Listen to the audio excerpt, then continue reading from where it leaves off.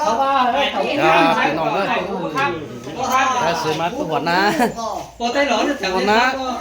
ลุงไม่หัวน้องได้จะมีหางยังไงเนาะไปน้องเลย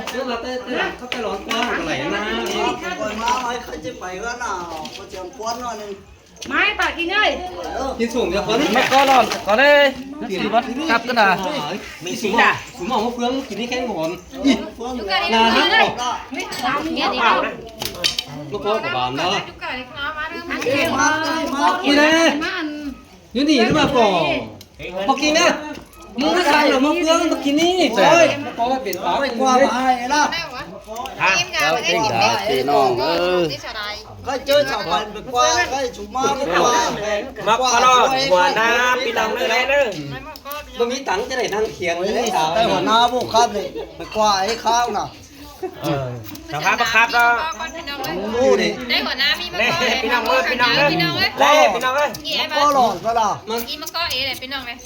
ก็เจ้าพวกครับแต่ว่า เราเดี๋ยวกินได้ก่อนนะมีพวกสวย เดี๋ยวแม่ปล่อยอีน่ะ เมียฮะเป๊กกับเม้นมาก่อนเราดีก็น้ำมัน ร้านนี่ไรอีเลยแม่ปล่อยนี่ไรอีหลอกแม่ปล่อยนี่ รู้ป่ะ ว่าไม่จืดเลยเพราะว่าเพื่อน รู้เริ่มงั้นแบบ ว่า งั้นมาเฟิร์นมาก่อน ไม่จืดเลยเฮ้ยบ้าบ้าแม่มาเร็ว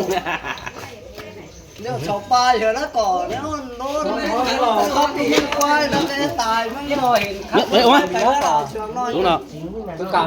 ไปอะไรนี่ล่ะนี่ ไปทางเลย เขาขึ้นเลี้ยงก่อน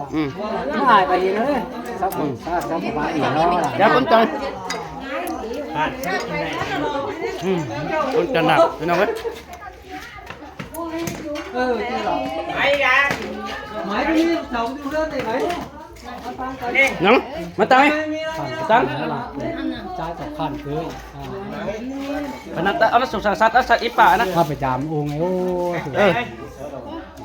ท่านองค์ก็ต่อยเลยก็จำแล้วอันชูไปกินในบ้านหัวนี่จำถึงเต้กัน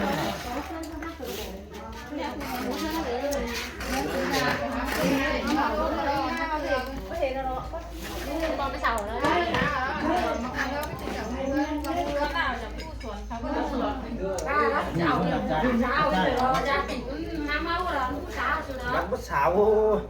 มันน้องยาแล้วมันสาวหน่อย มากนี่ก็เจ็บน้อง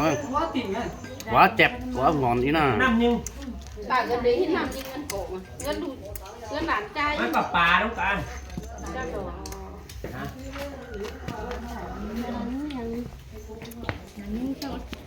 พี่น้องไป ได้กินซุปนะ เดินนั่งเก็บถอยกูนึงบ้าเห็นก็จันมือไปเกาะฮะ ปล่อยจ้ามันก็แขวนปล่อยจ้าหนา โอ้ ชื่อดีร้านใจหาชายมันจังจังใจอ้อห้อยหนามันมือไปแล้ว